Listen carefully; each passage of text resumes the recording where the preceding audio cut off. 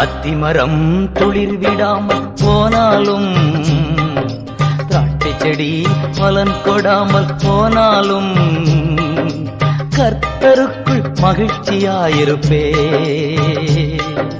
தேவனுக்குள் களி கூறுவே.